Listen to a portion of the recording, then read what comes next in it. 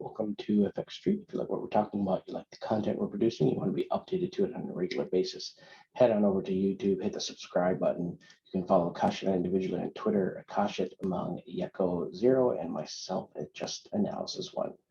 Taking a look at Ripple here. Oh, I tried to roll my R's there. Maybe it's too early in the morning for me to do that.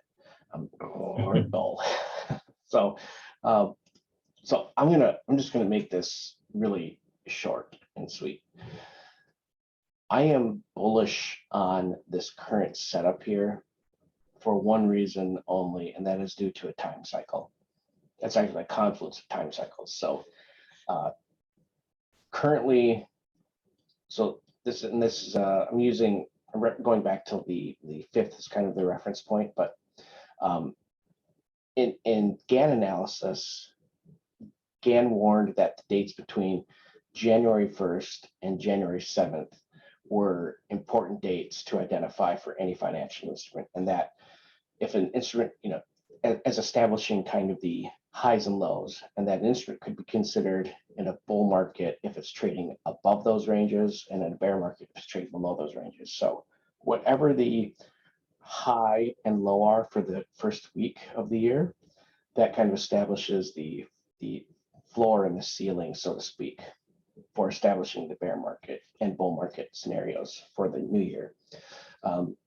Additionally, and so GAN wrote that it's very likely that you find these major minor swing highs and lows around that time period, and that they will last until the next test of those kinds of zones until June. Additionally, around that on January 5th, the 120-day cycle and the 180-day cycle also fall into that same date range. So 120 days from September 7th, that was the last major high that we had for Ripple. That brings us to January 5th. And the 120-day cycle of GAN's cycles of an inner year, GAN wrote that it often occurs with a trend. It is often a low if something's in an uptrend, and that it can often generate changes in trend or corrective move. And then more importantly, though, is the 180-day cycle. And from the primary lows that we had back in June of 2021, we are now 109. That was 196 days. Actually, the 180-day cycle can go from 180 to 198 days. And so we're actually at the 198th day today on the 7th of January.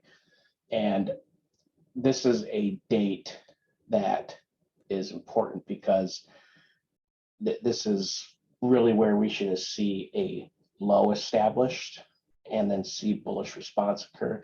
And so from a time cycle perspective only, this is a very high probability zone of seeing a bullish reversal. And there's some reason to see that in price action wise too. You've got some historical support lows here in the composite index on the daily. You've got the optics bands flirting with extreme lows.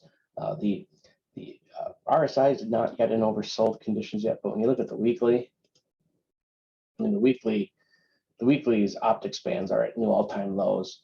You have bullish divergence on the composite index. You're seeing pretty neutral within the RSI.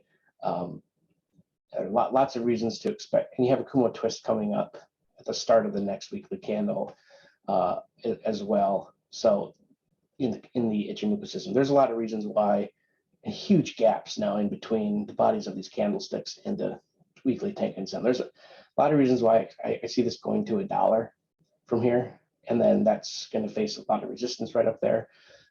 But I see Ripple going back to $1 from here, and the downside risk should be limited down to the 65-cent range where the 50% fib retracement is, and the next hot volume node.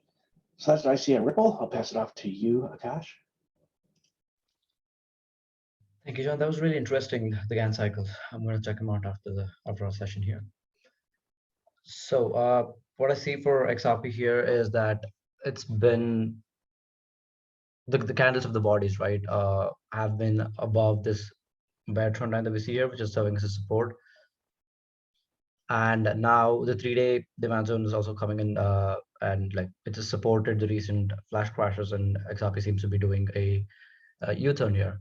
And my targets for the upside of the bullish scenario is 0.91 and ultimately the $1 level here. And the reason why I believe it's probably going to sweep above the $1 level is because of the double top formation that we saw here and the liquidity that is resting above that.